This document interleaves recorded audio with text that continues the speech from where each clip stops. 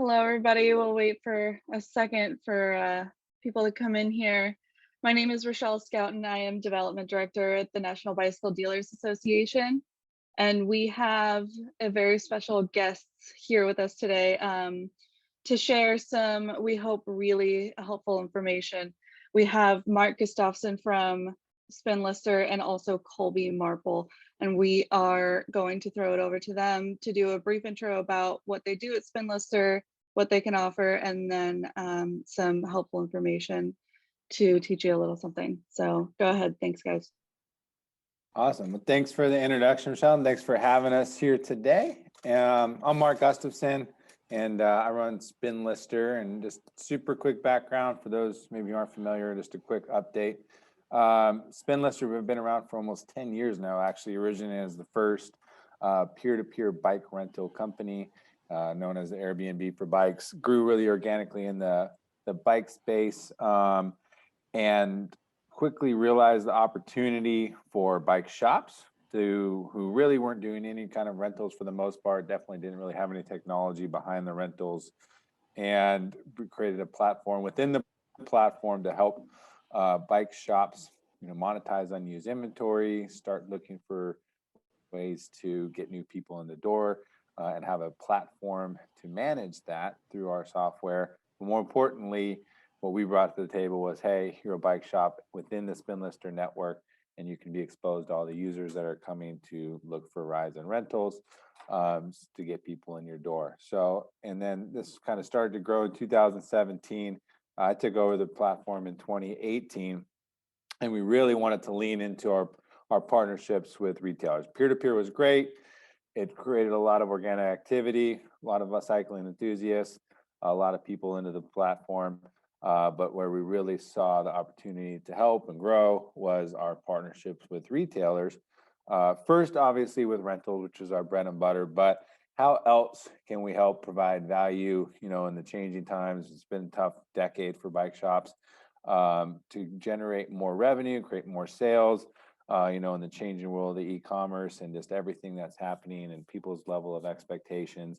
And how could they use our platform for demos that can lead to sales, get new people in the door, from someone being organically on Google and looking for an e-bike to getting on a demo on an e-bike to then buying an e-bike. And I just say e-bike because we all know the best way to sell one is to actually get somebody on one. So what we really focused on in the last year and a half is besides just rental demos, also providing a whole suite of software opportunities to focused on the retail experience, to just bring technology into people's computers. A lot of things have been accelerated with what's happened in the last year and a half with the pandemic, but was a pathway we believe was happening anyway, and we were working on already. So with that, I'm super excited to introduce Colby Marple, who's our Director of Retail Solutions, ultimate rock star, and I will let him take it from here. Perfect.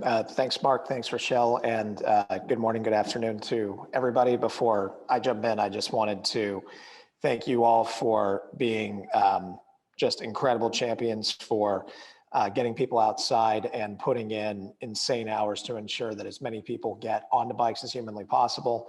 We know it's been an insane 12 months, and based on what we've seen in the spring, that's not slowing down. So our goal today is to help provide some recommended tools and strategies to help ease the pain a bit, and most importantly, continue to help you all thrive as industry operators and business partners. So, to kind of get back to what we're here to do, we want to help you drive revenue when inventory is tight and give you new ways of reaching customers through some new implementation of technology. So I don't need to tell you this.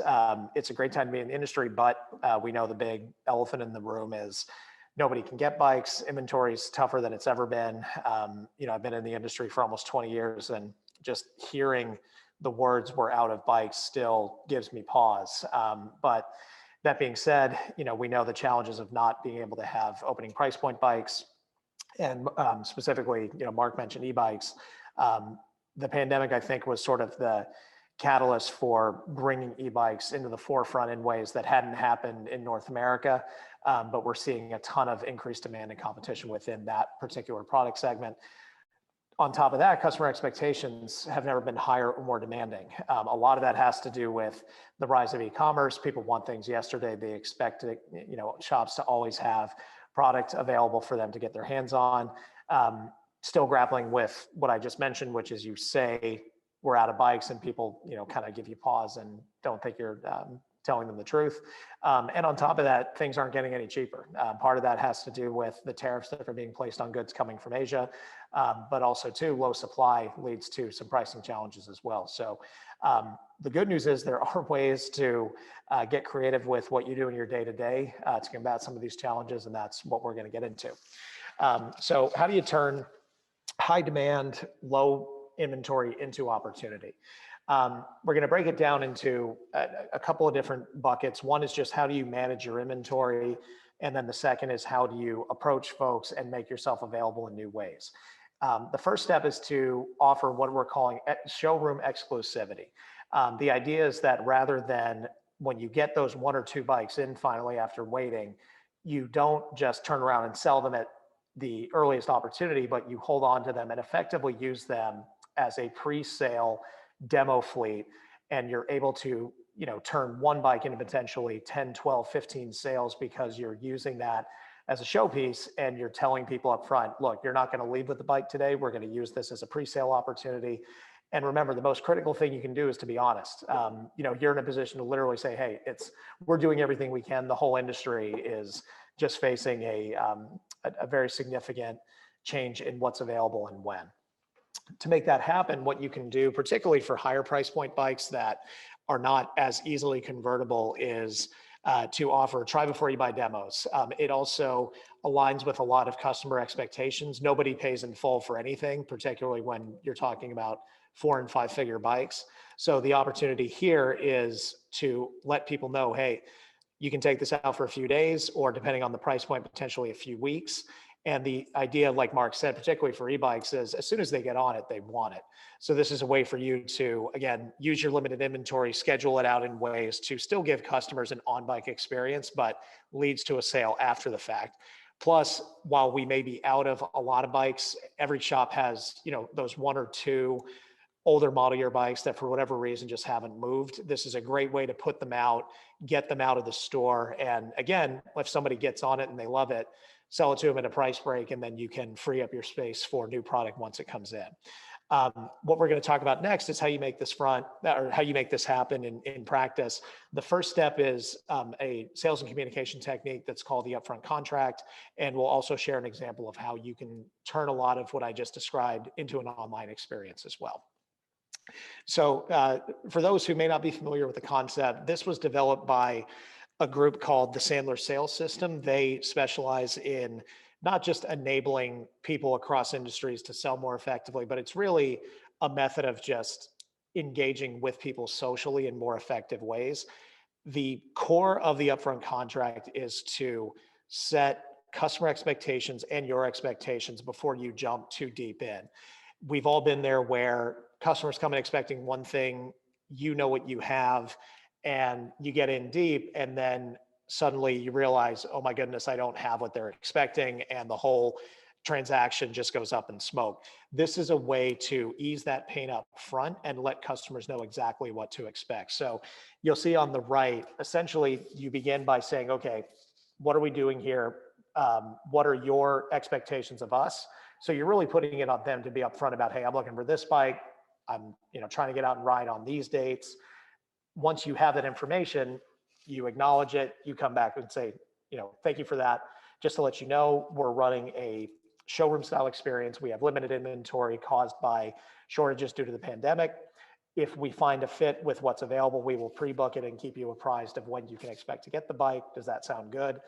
The whole point of this is to deal with the messy stuff up front so that it doesn't come back to bite you in the end. And you'll be amazed at how effective this is in how customers perceive you. There's something very professional and unexpectedly mature about handling transactions this way. And if customers are, bent out of shape for whatever reason about, oh, I can't leave with a bike, well, it's less time that you have to waste with someone who probably wasn't going to buy in the first place. So everybody's at ease, and it just makes the whole process a lot more straightforward. The most important thing is just to be as honest and candid as you can be. And if you're doing that, then it'll ensure that customers are happier and you're building empathy throughout the whole process. So apart from the upfront contract, one way that you can just make these opportunities more accessible before the customer even comes in is to start what I'm calling trybeforeyoubuy.com. This is a way to list all the bikes that you have available for those pre-sale demos in your homepage on a page dedicated to new product sales. Also, too, this is a way to reinforce the upfront contract. You can spell out for customers, hey, before you come in, this is what you can expect. So there's ways of enabling folks to know that you're doing business differently before they even come in. The way you make this happen is, apart from using a tool like Spinlister Pro or another inventory management system, is you want to make sure that you have those bikes set aside, dedicated exclusively for demos. And again, great way to merchandise older model year product that hasn't been moving. And once they're up, what this means is that you might actually be getting some of these bookings before customers come in. So this is a way to, again, back to expectations about e-commerce convenience, not necessarily walking into a store as a step one for seeing you. Most people are going to see your homepage before they see your storefront. So this is a way to get them excited about what you have in stock.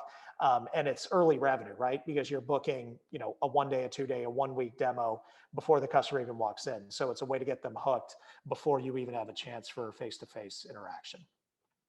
So that's the try before you buy demo portion of how you can utilize limited inventory in more effective ways. The other piece is reaching customers in ways that historically the bike industry has not, and that's using some aspects of e-commerce to bring your store to more customers at times when, even as things start to open up, people may not be as excited or encouraged to leave home to go into your store physically.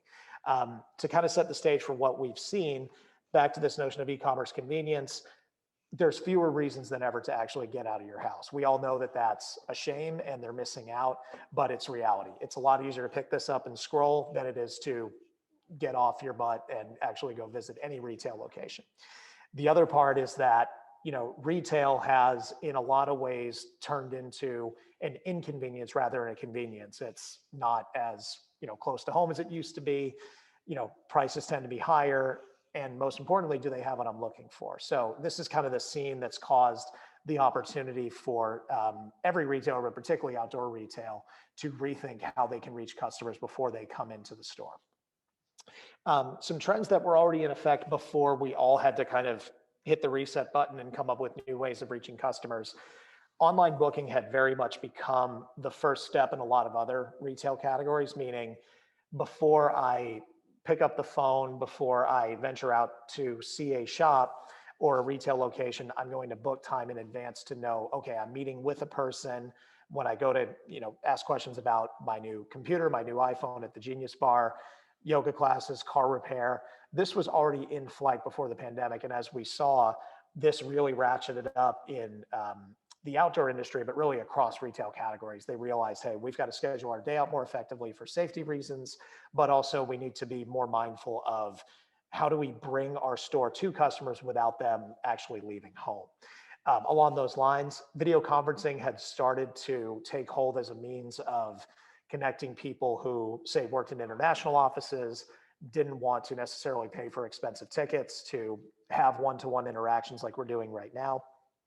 And the ability to do it all on your phone was key as well. You didn't need a laptop to make this happen.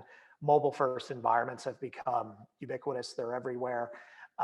And to that end, the bike industry had started to play around with some concepts that we've seen take hold in other industries. Some retailers offering a handful of direct to consumer sales, mostly on the accessory side, less so on complete bikes. Other major bike brands are starting to use real-time inventory plugins to their retail locator, and also allowing some e-commerce brands to drop ship to shops for final fulfillment. Again, early steps, but you're seeing how even before we started to completely reimagine retail, it's hard to believe it was pretty much a year ago today, there were already some steps of showing that it was possible, but now is the opportunity to really seize on it and be more effective with these tools. So, in short, online booking allows you to offer everything that would normally be required in store, but to do so in a virtual environment and to reach more customers when they can't come out and necessarily visit your store physically. So the customer benefits, really it's about ensuring that you're meeting their expectations before they have a chance to evaluate your business for the services you're providing, the product. If they see, wow, this shop is taking the time to allow me to potentially book a virtual consultation, to have guaranteed service appointments, ensuring that when I show up, I'm going to get exactly what I want. It allows a lot of those expectations to be met, and they can ask questions in advance so that when they show up, the whole process is a lot more seamless. And if it is 100% virtual, you can tick the boxes of, okay, what is customer X in need of? What is customer Y in need of? It takes a lot of the guesswork out of the equation. So this idea of virtual appointments is something that's, pretty different and unique. I can understand the first reaction being, well, if they're not in my store, how can I possibly show them everything I have? The beauty of video technology is you can literally walk the shop floor just by, holding up a phone on a selfie stick, carrying around a tablet, showing customers what you have. And again, they're doing it from the customer, from the comforts of their own home. And you can offer this pretty much anywhere. It can be the first step on your homepage. You can offer it on your social media channels, drop it in your regular weekly, monthly newsletters. It's a way to ensure that customers know how to get a hold of you at all times. And again, it's a sign that you sort of get it in a retail sense. Customers are mindful of businesses that are investing in ways that are making interacting with them easier, and anything that you can do to lend a hand in making that happen will just ensure that before you even start talking bikes, talking helmets, talking shoes, they already have a great deal of confidence in your ability to provide them what they're looking for. So the benefits for you, obviously, the customer benefits are great. We only want to do things that are going to improve our ability to connect with them. But in reality, this is going to help you out as well. My old boss would get totally frustrated with me during my shop days if I was on the phone for more than 2 minutes, because he's like, look, we need you selling. And the idea here is to get off the phone and actually get in front of more customers. So this is everything from walking the showroom floor, showing bikes across categories. It can be pre-visit service consultations, meaning, show me what's going on your bike before you bring it in. We've all been there where a customer brings in their bike thinking it's a $20 repair and it turns into a $200 repair. And they're like, wait, I didn't know this was going to cost this much. Well, now you can avoid that in advance by showing them point for point, hey, this is what I'm seeing. Typically, this is what it'll run. And it also means they're spending less time in the store because you've done all the hard work in advance. You can also manage customer flow a lot more effectively. We know that things are opening up again, but even when that is the case, there's nothing worse than being in a crowded retail store. People want to have room to breathe. They want to know that they're being taken care of. So by making more of your business about online booking, you can manage your in-store traffic a lot more effectively. If you have your day booked out, it only ensures that you're having the right amount of people in store, but it also means that your people, meaning sales team, mechanics, you name it, are always in front of customers whenever it works. And an important note on that, we're not suggesting that you need to turn your entire day into online bookings. There's a tendency to think, okay, if I do this, I can't service walk-ups. The idea is you're offering bookings when it makes sense for your business. If you know that there's a sweet spot for high volume walk-in traffic, by all means, you want all your staff to be available so you can offer bookings at a time and a place that makes sense for your business. In this era too of you can't capture enough leads, can't capture enough product and customer data, this type of tool allows you to build a funnel to capture email, phone for ongoing follow-up, to get them hooked up with your newsletter, get them hooked up on social. It also allows for you to get post-sale and service feedback via reviews. It's a great way to build out your customer database while ultimately showing more people what you have, building value in your shop, and closing more revenue in the process. So just to share some examples of what this can look like in action, this is one of our partners out in the San Francisco Bay Area, Sports Basement. They're a multi-location chain that offers outdoor equipment across a number of categories. What they've done is they have essentially turned their in-store staff into online consultants at various points throughout the day. So if you can't get to the store, when you click on that book your appointment button, it will show you all the categories they support, book time whenever makes sense, and essentially you can get the same high touch, same high quality experience without ever having to leave home. So you guys are more than welcome to check this out and other partners that we have to see what this type of experience can look like in person. Very simple process. You just drop in some very simple, first name, last name, email. After you've found the appointment that works best, as soon as you click on confirm, customer will receive a calendar invite with, if it's an in-person visit, information about the store. Zoom link for virtuals is built right in. So, very seamless, takes, a matter of seconds to get this all booked up. And for you as the business, remember, this is only as often as you want it to be or as infrequent as you want it to be. You have full control over offering the types of appointments you want. So it can be sales, service, fittings. You can offer paid clinics, paid fit sessions. This is also a revenue driver, not just to book out your day, but think of each one of these as a billable opportunity.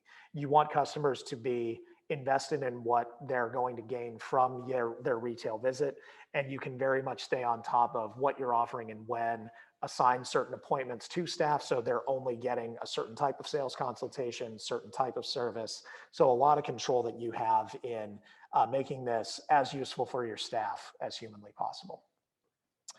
So that's it. Again, like I started, thank you for everything that you guys are doing in terms of seizing the moment in getting more people stoked on bikes, stoked on what we've all known to be a great way to get out. We know it hasn't been easy, but again, our goal is to share a couple of things that might take the load off a bit, and we're definitely happy to help. So with that, Rochelle, I'll turn it over to you. If there's questions, feel free to fire away. Perfect. I don't see any questions coming in just yet. If you do have questions, please type them in. I do have a quick question, just, people maybe if they haven't done any online booking, if they haven't done anything like that, if they are taking appointments over the phone only, if they're not taking appointments, how hard is it to get into that? Sure. So there's always hesitation with adopting a new process or new way of doing things, especially when you're already so busy. It's like, okay, when do I have time to sit down and think about how to implement a new way of conducting my day-to-day? The simple answer is that it's a lot easier to get started with than you think it is. I mean, just creating an account, getting your initial appointments loaded is, a matter of minutes. The thing I would recommend is there's a difference between starting small and then trying to bite off too much than you can chew.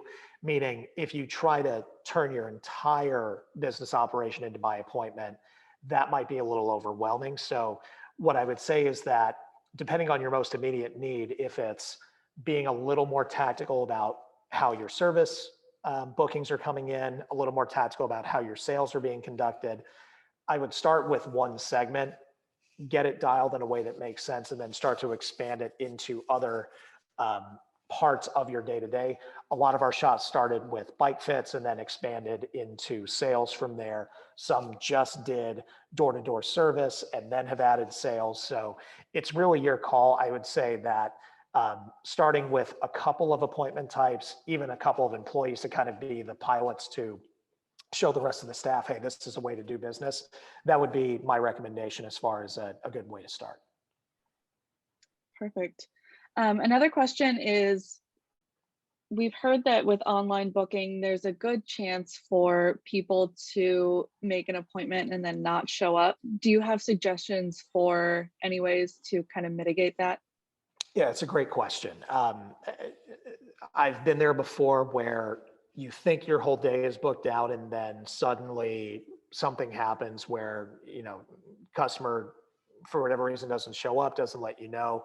I think that the hardest part, honestly, is when you don't have the ability to get the notification in advance. And I bring that up because one thing that you can always do is set reminders to ensure that customers know that an appointment is coming up.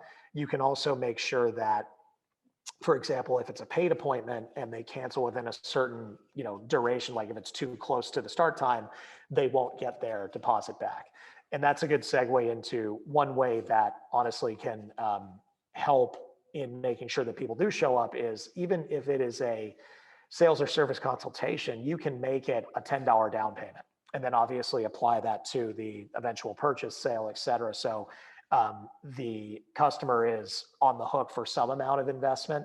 I think this is most critical for more premium services, meaning if you have something like a Guru Fit system, a Retool Fit system, something along those lines, ask for that charge up front.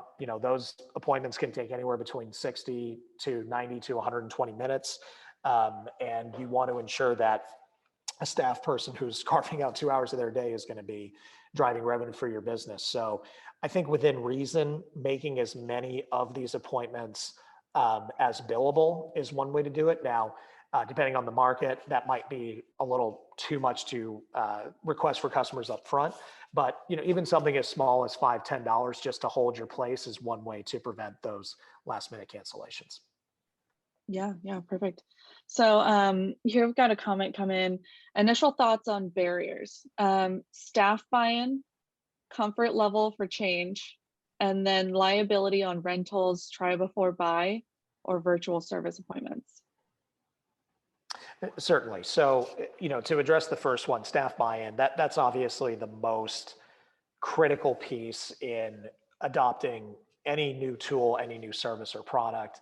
I think the best way to do it is to find one or two people who are maybe most open to doing new things and using them as the pilot to get things going. Meaning if you have a particular salesperson, a mechanic who realizes the value, sees opportunities to do things differently, getting them to show what it can do and being open and honest with other staff members about, hey, imagine if you could book out your day. That's a way to prove it out and basically have one of your own do it rather than, having me, Mark, or somebody try to basically host another webinar to explain the benefits. So I would start small with, one person, one category, one segment, show how it works. And then, okay, let's, expand this out to other departments, other appointment types, things along those lines. In terms of, the liability piece, for any business who's running a, rental operation where product is leaving the store, but, eventually coming back because it is not a final sale, but a demo, there is specific insurance available for rental operations. It is a requirement for any business to take it on. What I would say is that expense is well worth it for two reasons. One is this is allowing you to expand the ways in which you can sell and meeting customer demand, meaning it's great when people do pay in full, but if you think about it, there are motorcycles that cost as much as some of the bikes on your floor, and every single motorcycle dealer has some sort of lease program, try before you buy opportunity. And this is a way to take the sting off a little bit and give customers what they want. The other is, I know that running a proper rental program is challenging right now for a number of reasons, but the opportunity to get that steady revenue stream in times of the season when it makes sense to offer rentals, it's just another way for you to turn a profit as well. So the liability side, yes, unfortunately, you will be required to carry that sort of policy coverage, but it's well worth it when you think about the new sales opportunities that can open and the revenue on the rental side. Rochelle, was there another question outside of those two? They just mentioned liability with virtual service appointments. That was the last part. Oh, sorry. And I know that one other note here was just, comfort level on change. I think one way that you can ease it is to ensure that, for one, you've got that one or two person commitment for folks that are going to pilot it and try it out. And to make clear that, we're taking this one step at a time. I think the biggest challenge is when you come in with something new and fresh and you try to just drop it on everybody instantaneously. Being honest and upfront about, hey, we're going to start this with one salesperson, one mechanic. If it works, we'll find ways to work it into your day-to-day, but just being flexible in that sense is a way to make the comfort with change a little easier to make happen. Perfect. All right, so we don't have any more questions coming in, but if people watching the recording or if people afterward do have questions for you, how can they reach you? Sure. So best way is you can email me directly. My email is Colby, COLBY, @spinlister.com. You can also visit our website, spinlisterpro.com. We do have a contact page. So whatever's easiest for you, again, Colby, COLBY, @spinlister.com. Drop me a line, or you can visit spinlisterpro.com for more info. Perfect. Thank you for being here. Thank you for the information. It was really, really helpful for, me at least to see things that are out there, and I hope it was helpful for everyone else. So thanks again for being here, Mark and Colby, and we'll talk to you soon. Well, thank you for having us, and have a great day, everybody. Thanks, guys. Thank you. Appreciate it. Thank you.